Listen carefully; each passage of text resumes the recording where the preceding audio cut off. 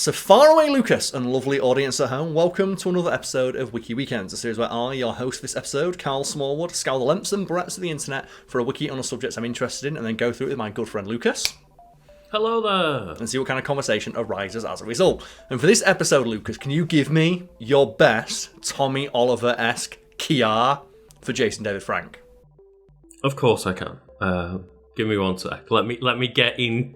Let me get juiced up for it. You need to, right? Because no one has ever Kiar'd harder than Jason David Frank has Kiar'd when he's playing Tommy Oliver. Like, his Kiars are the most Kiar of Kiars. If people don't know what we're talking about, here's a compilation of just Tommy Oliver Kiars. Go, guys!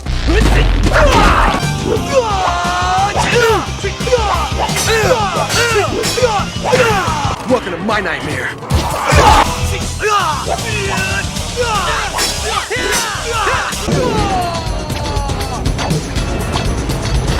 Like, man put his whole ass into those screams, right?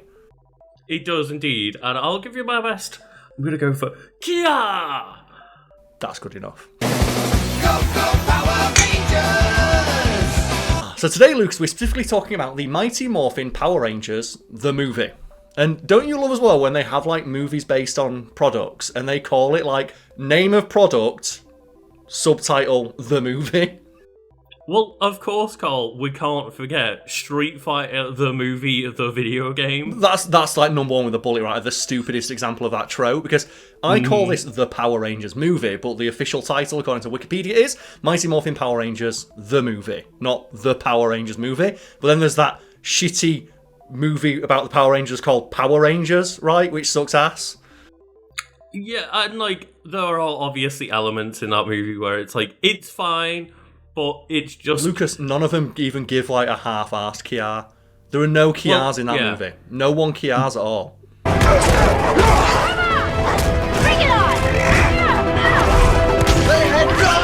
That's what I was about to say, is they took a product known as the Power Rangers and tried to make it, like, the dark, gritty reboot. Like, no, you need to just have fun. You can't have people wearing, like, primary coloured, Skittles-looking ass outfits and, like, have it be serious. You can't have a serious story in a movie where Rita Repulsa walks into Krispy Kreme and the actress earns her fucking paycheck.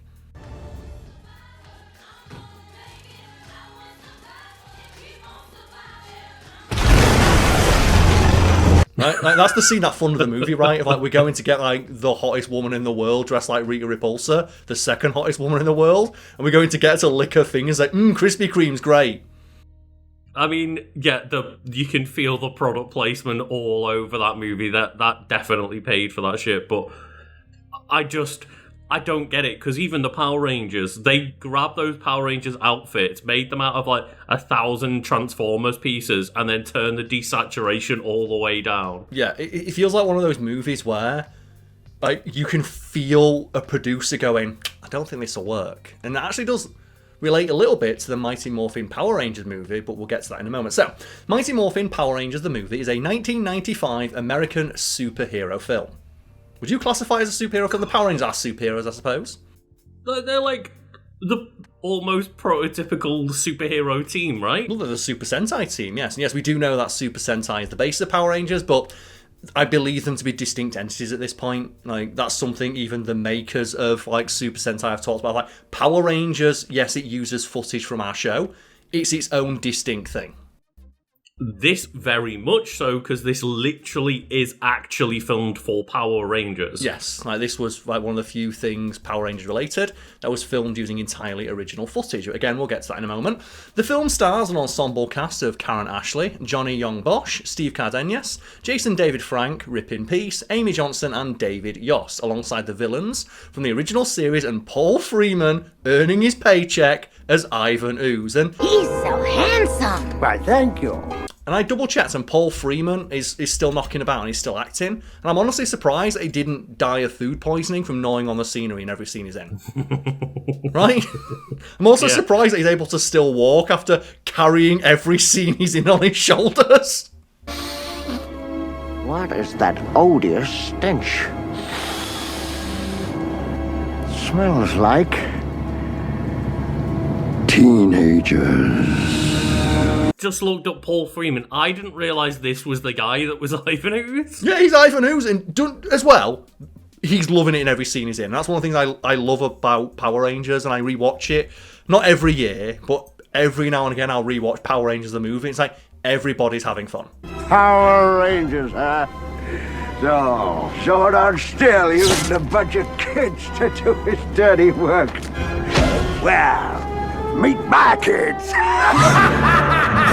And obviously Paul Freeman stands out, but like that kind of performance really kind of reminds me of, you know, similar times where it's like Willem Dafoe playing Green Goblin, right? And just even regardless of what anyone else is doing in those movies, he is loving his life. Am I?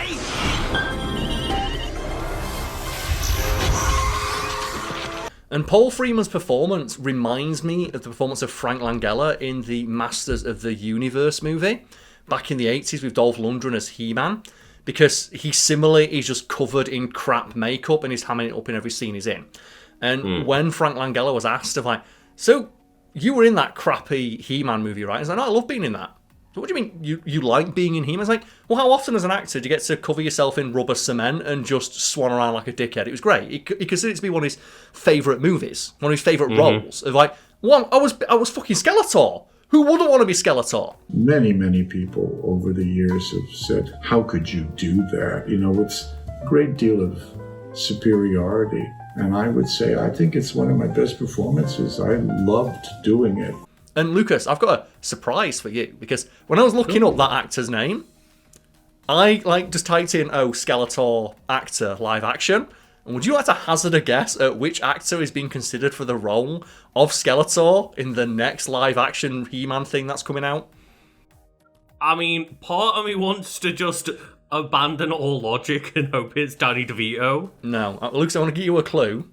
It's probably the worst pick they could have made. Oh, is it Chris Pratt? It's not Chris Pratt. It's a worse pick than that. What? You're in the right ballpark. Superhero. Bad superhero movie, though.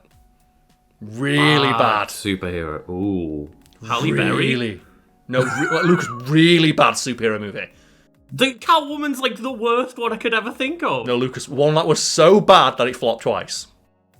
Oh no, not Jared Leto. Jared Leto! And I don't know how true that is, but like when I just typed in on Google Skeletor live action actor expecting to get Frank Langella's name, and it came up with like Jared Leto is cast as Skeletor. And I'm like, nah. So look forward to that shit show, I suppose. Well, we continue now, Lucas.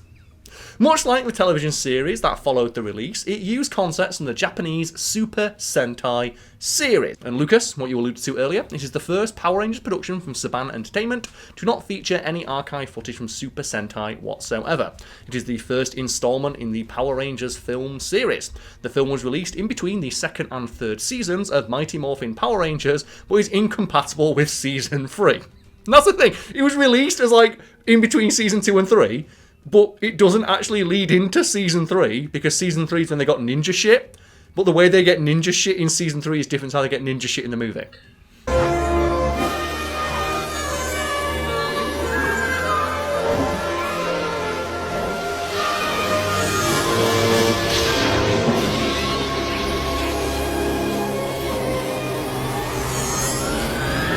I do think, pure nostalgia-wise, this is just a fun, silly movie that does hold up in that sense. And I did half remember, like, I'm pretty sure that they didn't get ninja powers this way, so that's why I clearly had that confusion in my head, because, like, they get ninja powers twice via different means. It's morphin' time! White Ranger power! Black Ranger power!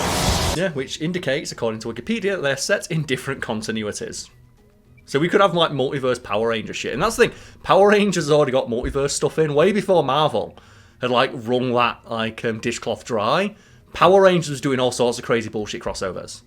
Like, never forget, well, at least Super Sentai were, yeah. Yeah, well, Super Sentai and Power Rangers, because Power Rangers and Super Sentai, I guess, by extension, crossed over with the Masked Rider, which is Kamen Rider over in Japan. Who are these multicolored creatures who battle Masked Rider? Unfortunately, the ship's computer is unable to identify them, my lord. But clearly they also seek to possess Masked Rider's powers, so they too must be destroyed! Your Majesty, hear what I say. Is there not a better way? Yeah, they had a Kamen Rider Super Sentai crossover and used footage from that. For people maybe don't know, like Kamen Rider over here was the Masked Rider. With his companion Phoebus by his side, Dex is ever vigilant, ready at a moment's notice to call on his powers to become Masked Rider.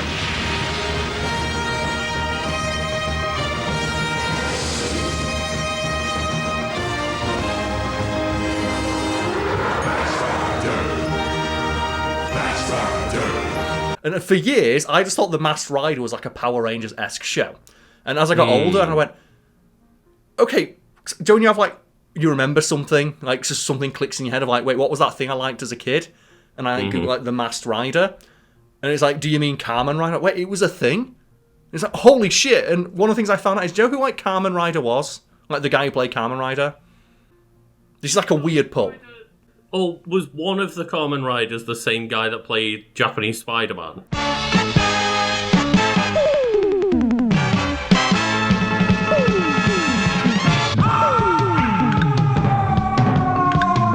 It might have been, but the one I'm thinking of, he was Segata Senshiro. Like, the Sega mascot who beat up their own fans. Segata Senshiro!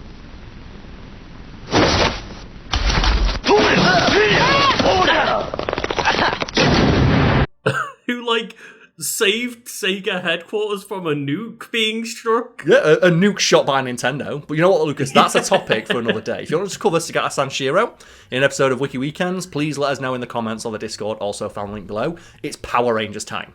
Oh, but Lucas, do you have like a favourite moment from the Mighty Morphin Power Rangers the movie? And Lucas, do you have a favourite moment from Mighty Morphin Power Rangers the movie? Because I've got plenty that I want to bring up and put clips in of, because it's just an excuse for me to go rewatch the movie again. I think there's multiple moments in like the construction lot fight scene that just defy all logic and physics, and I think is incredible. Also, as well, it's the reason why Power Rangers like whip so much ass, right? 'Cause one, that's done practically. Those are real people in those costumes doing all sorts of crazy bullshit. For example, like the numerous backflips that get done. Like, one of the things I love about Power Rangers is how unapologetically camp it allows itself to be. And that is no better epitomised than by that fight scene where, at any given opportunity, if they are able to do a turn, a twist, or a backflip, a turn, a twist, or a backflip is done.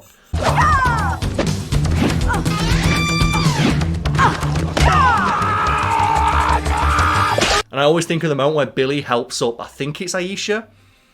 Like, the Blue Ranger helps up the Yellow Ranger, I think. And to help them up, instead of just, like, offering the hand, he does a full 360 and offers her the bicep.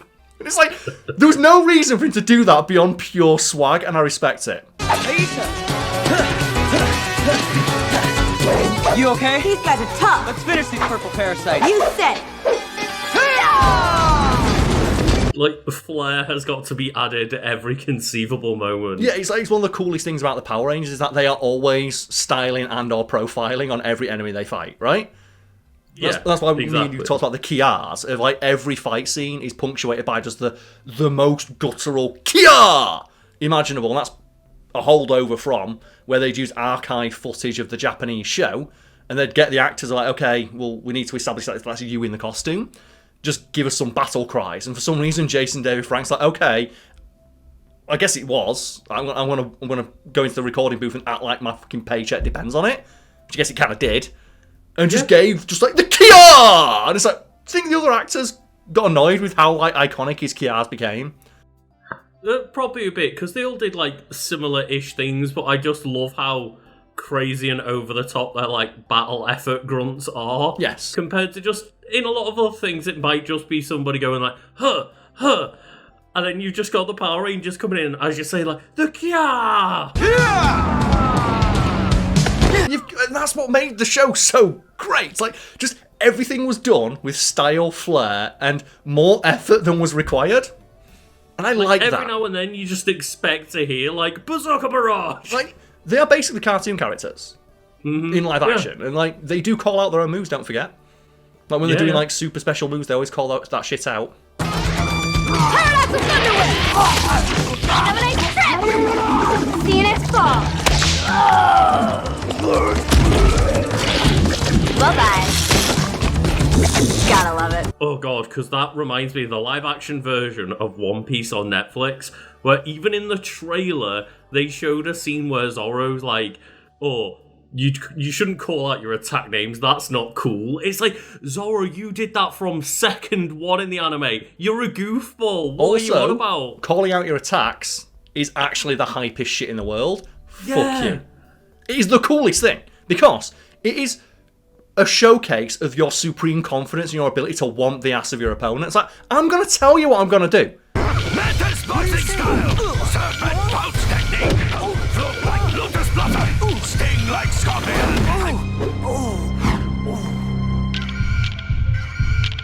Flamingo stance. Just the moment you've got Zoro going, Onigiri!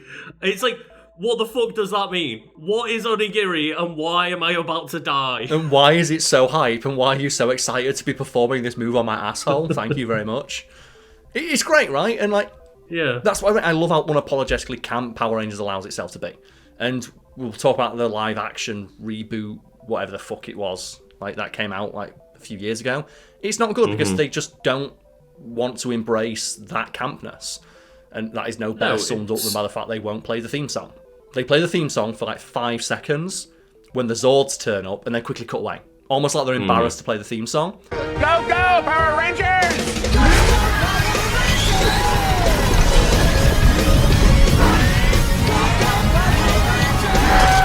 I'm going the right way! Jason, I'm going backward! And the entire movie is like that moment that we refer to in the original X-Men movie all the time of like, Wolverine looking at the outfit being like, you expect me to wear this? Like, oh, what did you expect? Yellow spandex? You actually go outside in these things? What would you prefer? Yellow spandex?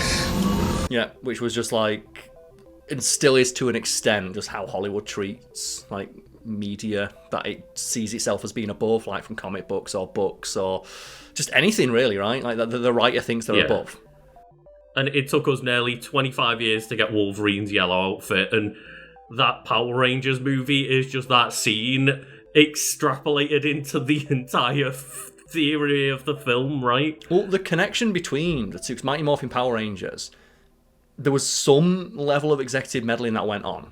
For example, like when it's, okay, we've got a big budget now, we're not going to use footage from Japan, we're going to film the action ourselves.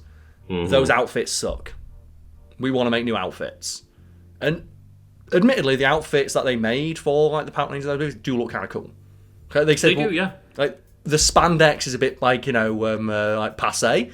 We're going to keep the bright primary colours. We're going to make them look a bit more battle ready because it's got to be on the big screen, right? So they made them shiny. They put like armor padding in there. They made the helmets look a bit more shiny, and they also give them like some more gadgets. Like they have like the helmets just have a bit more ornate. But a deep saber-tooth tiger headlights that get put in the Yellow Ranger's outfit is fantastic. My favourite thing about like the headlights when she goes activating like torch and it turns on like the two shittest like torches you've ever seen. Activating power beam. 4 seconds later, Rocky goes activating X-ray scope, and it's like, why do you need the torch if one of you can see in the dark? Activating power scope. Talk to me, Rocco. What do we got? The readings are all over the place. Look, she needed to have a moment, okay? But Aisha is the most shit-on Power Ranger in the history of Power Rangers. Like, it's unfortunate, right? 90% of Aisha's screen time in the Power Rangers movie is her announcing she's going to do something cool and then immediately getting just like slapped aside.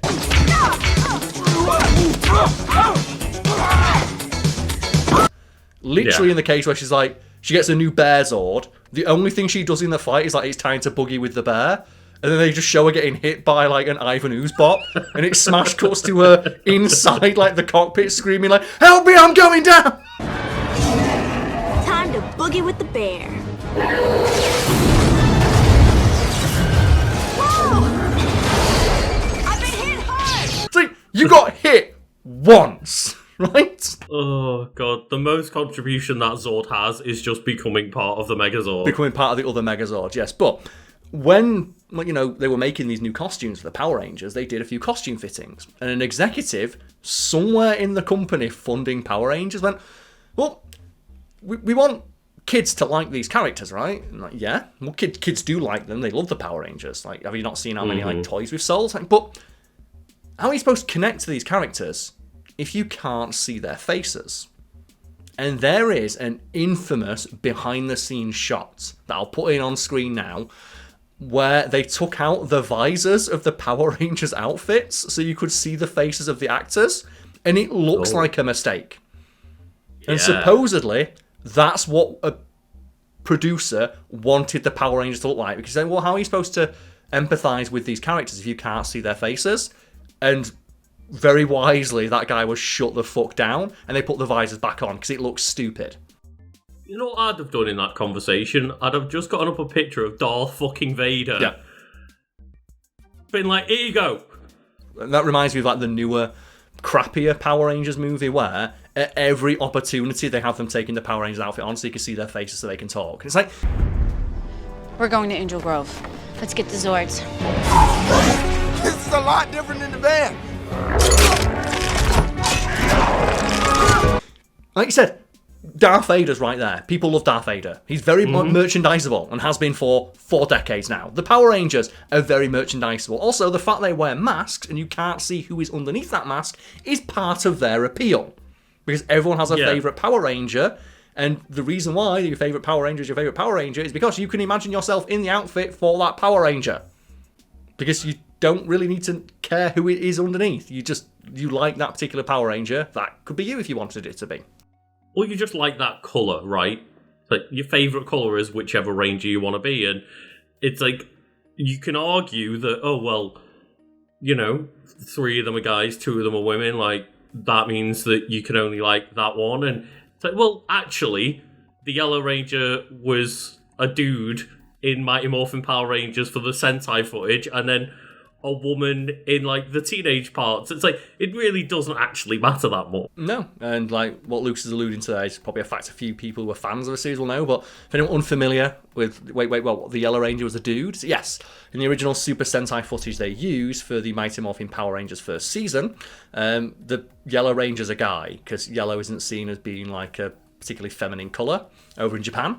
And you can tell because the Pink Ranger is the only female Ranger because they have a dress on their spandex suit.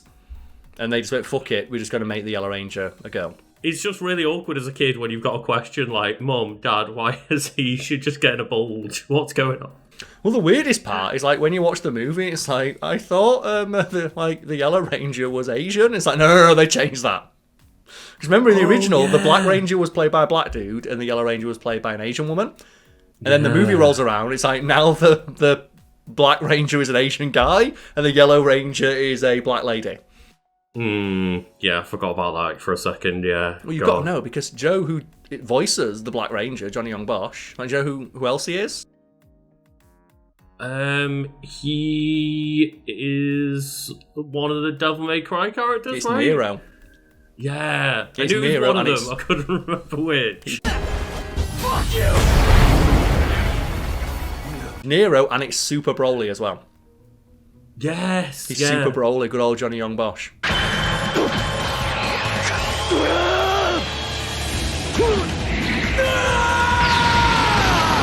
And he has the best line in the movie, right? Where it's like, which apparently, I don't know how true this is, but I'm going to choose to believe it because, you know, it puts more, like, respect on Johnny Young Bosch's name. The moment in the film where, like, the lady's going around saying, here are all your cool ninja Zords. And it's like, Rocky, the ape, powerful and strong. And she gets to, like, Adam, and he's like, Adam, what's wrong? He's like, I'm a frog. Adam, what's wrong? I'm a frog. Yes, a frog.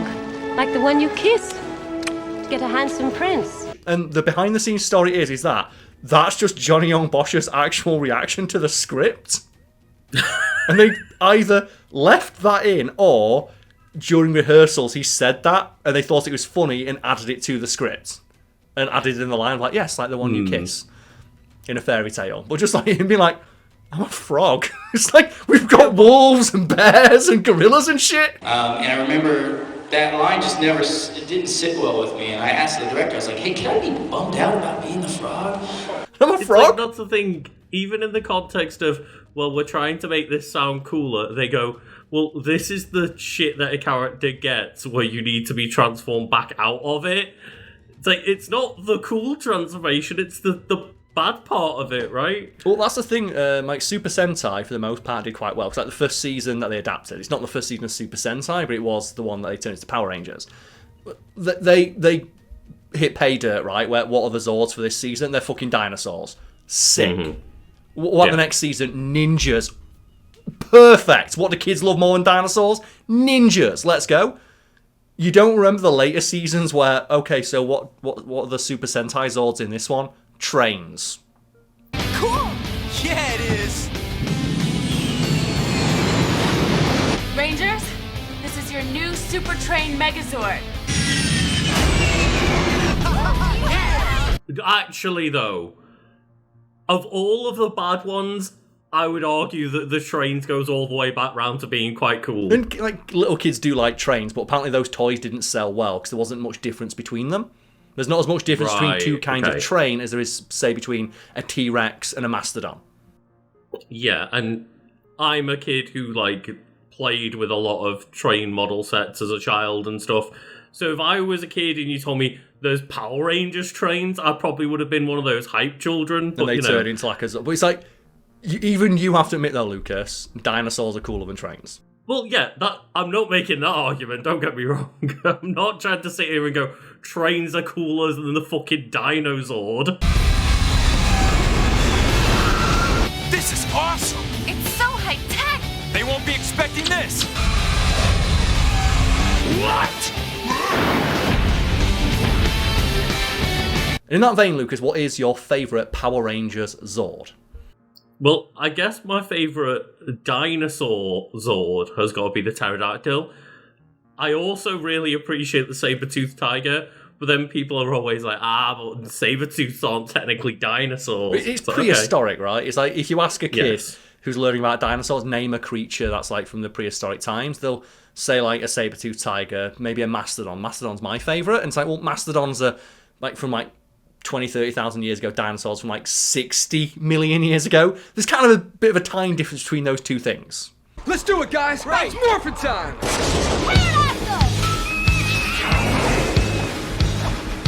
Triceratops! Tyrannosaurus! Mastodon! Saber-tooth tiger! White tiger! Yeah, but then even some of the dinosaurs that they use for the Zords might have been 30 million years apart or some shit, you know. And then not to mention, like, Tommy Oliver, what does he get? White tiger. It's like, well, that's a thing that you can just go see in a zoo right now, right? they don't really give a fuck, but Mastodon was always my favourite, and I always love that when the Mastodon was announced, they accompany it with the default stock elephant noise. Mastodon! We need dinosaur power now! Of the Mastodon! I summon Triceratops power! Speaking of sounds and music, the soundtrack. Mighty Morphin Power Rangers the movie, the original soundtrack album, is the licensed soundtrack to the film. So it did have an orchestral soundtrack, but that's not as interesting to talk about as the licensed soundtrack, because the Mighty Morphin Power Rangers movie had a banging soundtrack. Karl, the opening of the movie is them skydiving out to fucking Red Hot Chili Peppers. It is. Let's go. And can you name any of the other songs or artists who appeared on the soundtrack? It's like, this is a fucking banging soundtrack.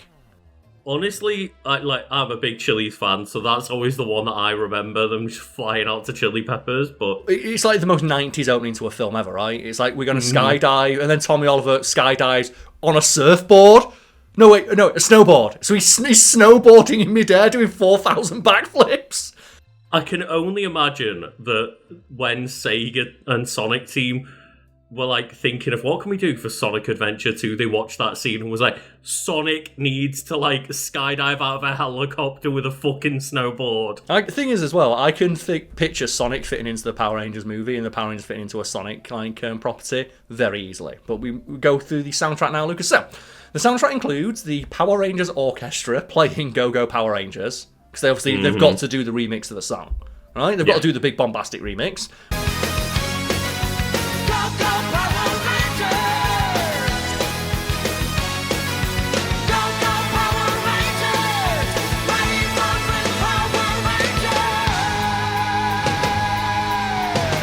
Red Hot Chili Peppers playing Higher Ground, Shampoo playing the song Trouble. Obviously, we're not putting clips in any of these because fuck getting copyright struck. Devo, Are You Ready? Snap, The Power. Fun Thomas featuring Carl Douglas and Kung Fu Dancing, not Kung Fu Fighting, it's a remix. Van Halen's Dreams, Dan Hartman's Free Ride. They Might Be Giants with Send Surround. Power Jet with I, which is like Alpha's own theme song.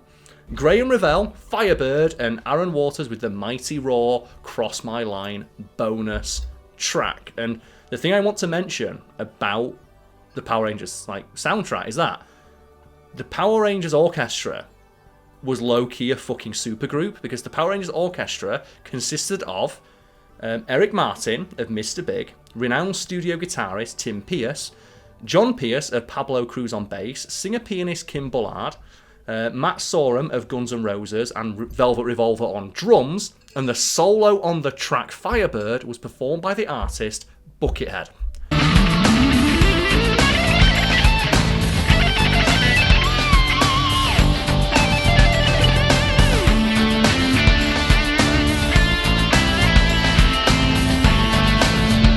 And you might not recognise Buckethead as a name, but I guarantee if you played Guitar Hero 2, you know his songs. So he's the guy who played Jordan.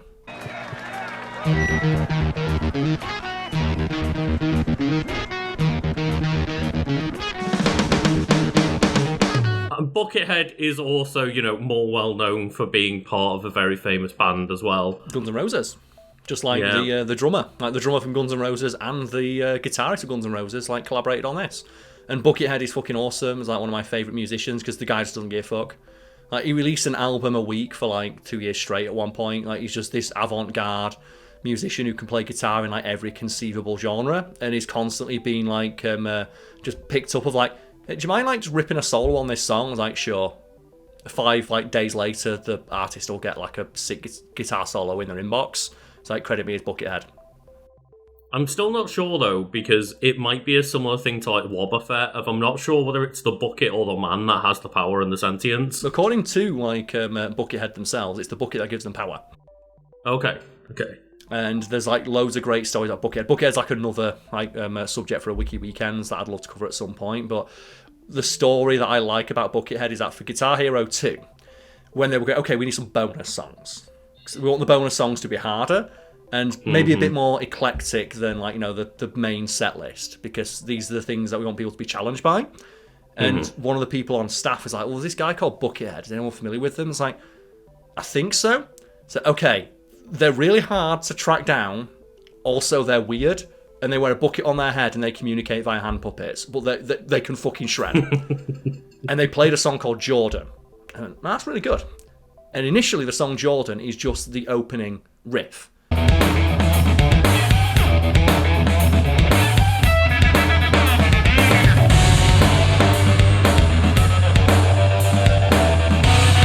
That's a good riff, but it needs a guitar solo.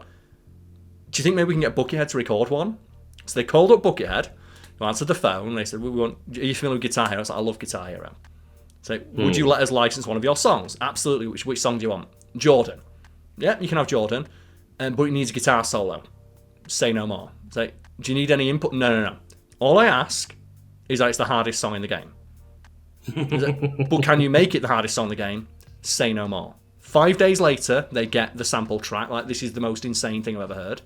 And anyone who's played Guitar Hero 2 knows how fucking ridiculous that song is. To the point where on the Xbox 360 version, getting through the guitar solo, not 100%ing it, not perfecting it, getting through it, surviving that guitar solo, gets an achievement.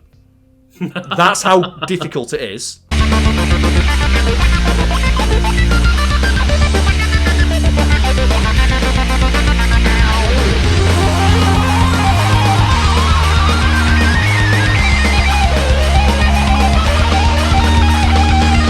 And many fans consider it to be the most difficult song in the entire series, more so than Through the Fire and Flames.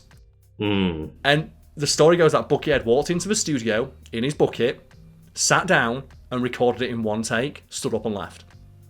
And it's just what a fucking dude, right?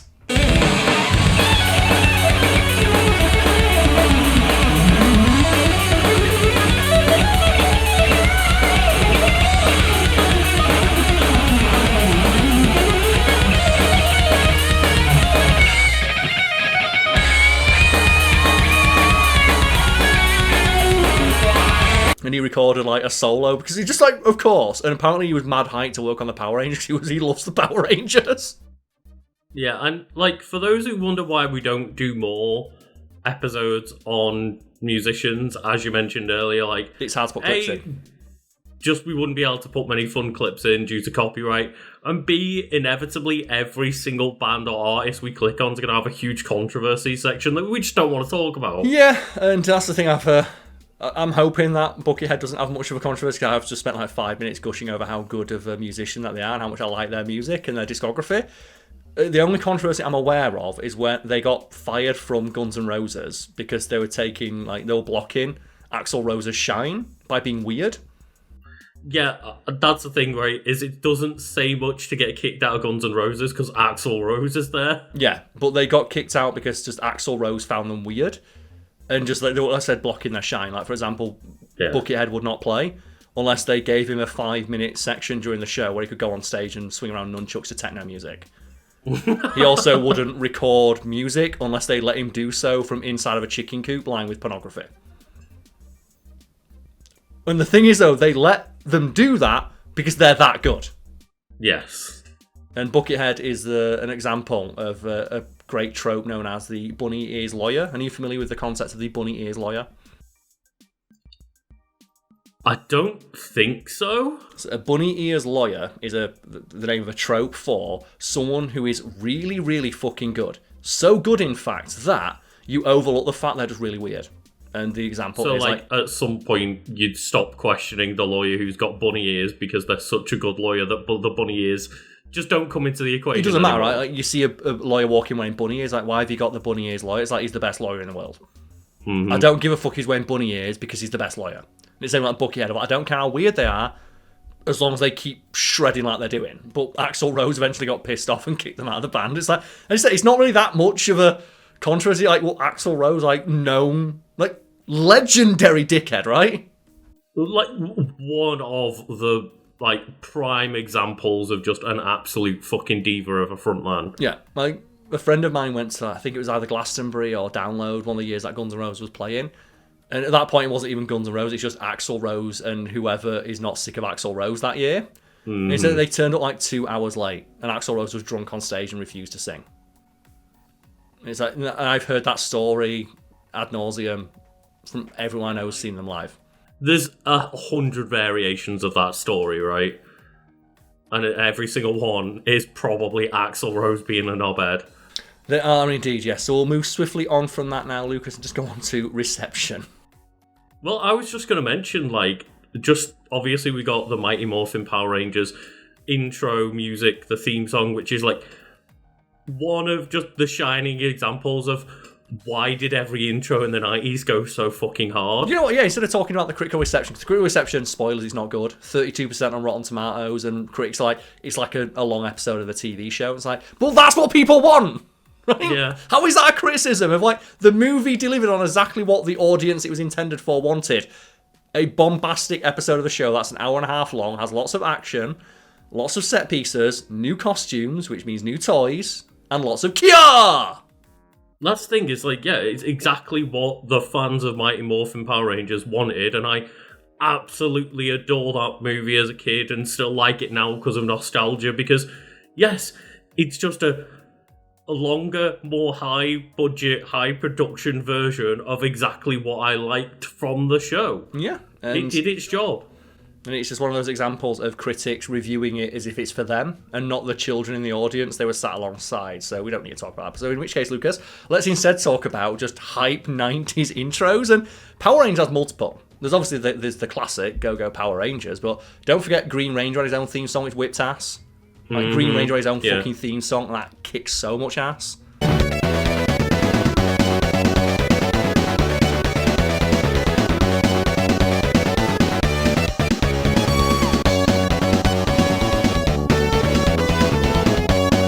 Even the solo he plays to summon the Dragon Sword is sick. Just the facts, like, how does he summon the Dragon Sword? Well, he plays a dagger. What? Shut up. He plays his dagger, fuck you. He plays a flute dagger solo for the Dragon Sword. And you know as well, like, they originally wanted to play that like guitar. It's like, nah, man, that'd be too high. The kids at home, they'd just explode. Right? They won't be able to handle it. They literally got kids at home playing daggers like flutes. Probably not the best lesson to teach kids, is it? Do you know, like, don't try this at home? It's like, don't put daggers into your mouth.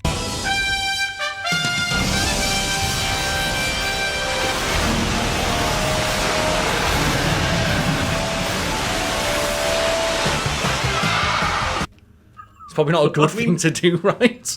For me, I was, using the actual merchandise. It was a little rubber dagger. I'm hoping there weren't children running around like that kid in that meme of like, oh, I've got a knife. It's like, what have you got? A knife? No! Oh, Vine, you'll never be top. TikTok, you can go fuck yourself. You will never be Vine. Stop trying. But let me see what you have.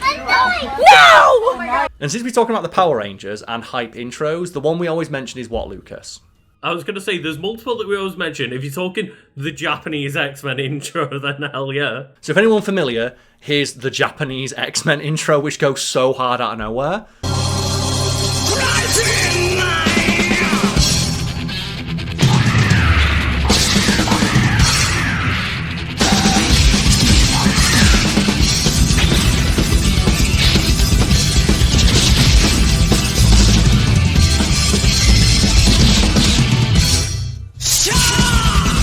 And the reason why is because in Japan, they get actual real bands in to sing the songs for intros, because it's not seen as being, like, I guess bigger bands, at least like in the 90s, might have thought themselves above playing on, like, the intro for a cartoon or something intended for kids. And it's only more recently where bands have started to actually, no, if the thing has a lot of effort and love and craft put into it, it's actually kind of an honour to have our stuff in the intro. Like, is it Arcane? Where people are like, man, the intros to Arcane's so good, I don't mind listening to Imagine Dragons. Yeah, where people are like, Imagine Dragons should be honoured that they're in the intro for Arcane, not the fact that Arcane got Imagine Dragons in.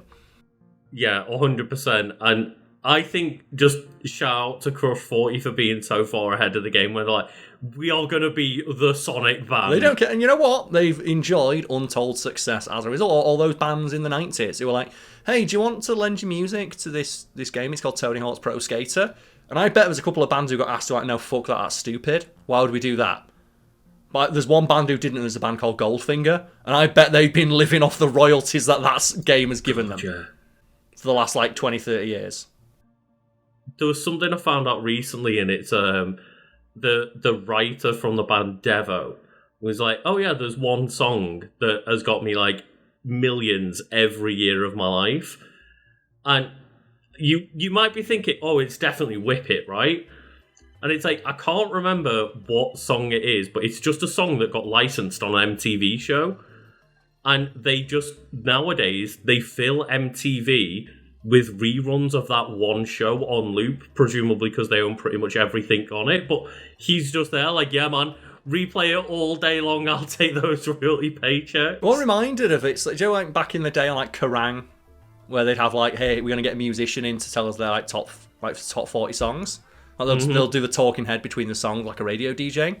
I think it was Electric Six, where they were saying and what's your... I think they had the wherewithal to say the top 40. Said number 40 is our song, and said, yeah, it's a bit uncouth, and it's a drop in the bucket, but it's our bucket, and we want to play the song. And you've got to respect the confidence and just the openness to do that, right? And Lucas, are there any other intros you'd like to single out? Because the one that I always single out in conversations like this, I'm not sure if it is 90s, it might be a bit earlier than that, is the Thundercats intro, just because of how smooth it is. Right. Thundercats was we mentioned He-Man earlier, and Joe, there's a very specific look to the animation of Thundercats and He-Man and G.I. Joe. I am Adam, Prince of Eternia and defender of the secrets of Castle Grayskull. This is Cringer, my fearless friend. Fabulous secret powers were revealed to me the day I held aloft my magic sword and said, by the power of Grayskull! But for some reason, on the intro to Thundercats, the animation is buttery fucking smooth. And you've got to imagine that's maybe they just put more budget into the intro because they're going to be reusing it, or is it a different animation house that did it or again, something? I'll double check, so I'm pretty sure the story I've heard is it was a different animation house who handled the intro specifically. Mm-hmm. And just the quality is so noticeably higher on the intro to the show than it is for the actual show itself. And I don't really know Thundercats very well, so I don't know how much absolute shredding of the guitar there is in that intro, but it's more orchestral. It's like it's less power metal and more symphonic metal.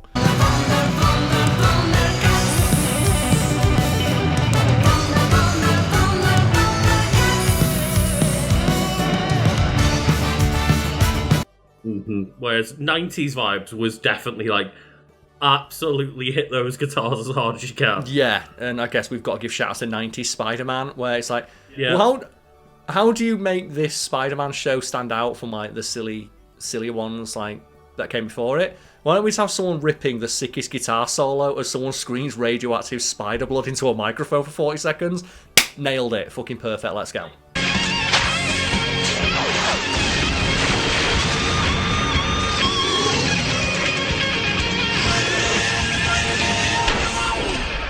Just instantly, like, what do you think of when you think 90s Spider-Man? That guitar slide, the very opening of the song, like, it's so good. Right? I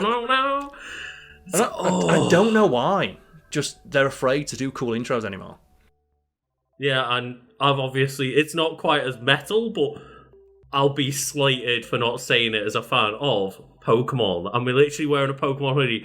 I can't not shout like I want to be the very best. Well, the thing about the Pokemon theme song is I'll get the guy's name on screen right now. Is that guy is legitimately one of the best singers working in the industry, and yeah, he's great. People who've reviewed the song, okay, yeah, it's a song for a show called Pokemon, but the vocals are some of the cleanest, hardest vocals I've ever fucking heard. And like, there are live performances where that guy is like 1-to-1.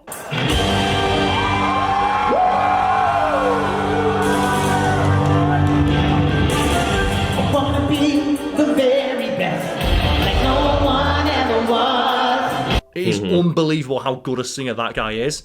And he put his whole ass, like, do you know Tommy Oliver was Kiars? Dude put his whole ass into singing I Want to Be the Very Best. And you've got to respect him for that. Like, he didn't think himself above the media or the project. He's like, no, I don't care if it's for kids. I don't care if it's like this, what the fuck's Pokemons. I'm going to give you my best fucking work because that's what you're paying me to do. Yeah, and you can absolutely tell that because every time that song plays for like karaoke or whatever, whoever's performing that song always puts like 110% in. You have to, right? You have to, because you want to be the very best. You can't half-arse the message of I want to be the very best. It's like, compare his performance to the dude who did like the poker rap, where that guy clearly reading it from a piece of paper for the first time, right? It's like, catch him, gotta catch 'em all, gotta catch 'em all. It's like, you can't feel the heart in that. It's just a fun pokey rap, and there are other Pokemon intros that go really hard. Like, I remember pretty much every new intro being great, but the original was always by far the best. Yeah. And that's why they played it during like the penultimate episode, into where Ash finally wins his badges, which is like a sick ass moment, and we will no doubt talk about that at some point in the future. But yeah, hopefully people have enjoyed Karl and Lucas gush over Power Rangers for 45 minutes straight. If you have, and you'd like to continue the conversation, you can do so at the Discord found link below or in the comments section. You can also follow us on Patreon, all that good stuff. But otherwise, we want everyone out there to go and have the day that they deserve and maybe watch some Power Rangers. Kia! It's just the Kia! You're like, oh, Tommy Oliver, you fucking sick. Let's go.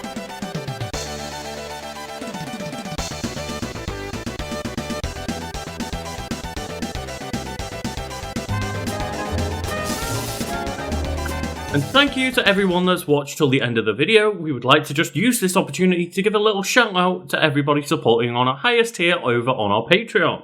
Yes, if you've watched any YouTube video by now, you know what the deal is. You give us money on Patreon, we shout your name out at the end of the video, regardless of how stupid it sounds. And Lucas, what's the first name we have to shout out today? Well, the first name isn't stupid, Karl. It's quite awesome because it is B of Awesome. Ladies and gentlemen, behold your new god. B of Awesome.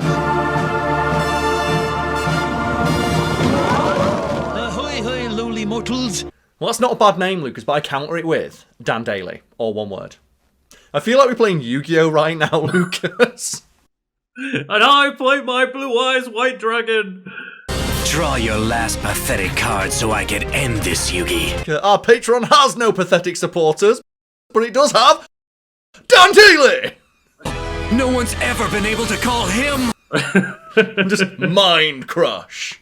And Karl, the next card that I'm going to play has actually requested a clip for you to put in this edit. So okay. I guess that's your job now, but they would like to dedicate this to the goal of adding a gaming channel to our repertoire. And that is from the lovely Michael Tatum. Okay, it's $500, you have no choice of carrier, the battery can't hold a charge, and the reception isn't very— Shut up and take my money!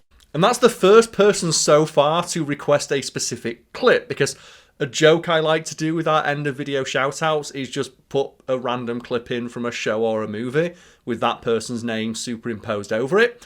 And if people have a funnier clip or a specific clip they'd like us to put with their name superimposed over it, why not, right? I actually like that because I'm running out of clips to find, so that would be helpful. Identify this Pokemon. This is gonna be a breeze for me. It's a Voltorb. And the answer is a...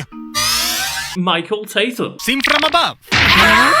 And Karl, I guess another way that people can support us with their money is to just get us to read out silly names. Yeah, so in that vein, and last but certainly not least, the final person we like to shout out is Woo Won King Day Willy Wonka. I'm now wondering, Lucas, what is the longest name you can have on Patreon? Because could somebody change their name to ooh-ee, ooh-ah-ah, ting-tang, walla-walla, bing-bang, ooh-ee, ooh-ah-ah, ting-tang, walla-walla, bing-bang? I guess we'll see maybe next month, I don't know. Because that's the clip I'm putting in for Woo Won King Day Willy Wonka. Woo Won Won King Day Won Willy Wonka. Ooh-ah. That's going in. Oh my god. Hey, witch doctor, give us the magic words. Woo Won King Day Won Willy Wonka. Ooh-ee, ooh-ah-ah, ting-tang, walla-walla, bing-bang. Ooh-ee, ooh-ah-ah, ting-tang, walla-walla, bang-bang. Thank you, of course, to everyone for supporting us over on our Patreon, and thank you also just for watching. Yeah, it's very much appreciated, and we'll see you all next time.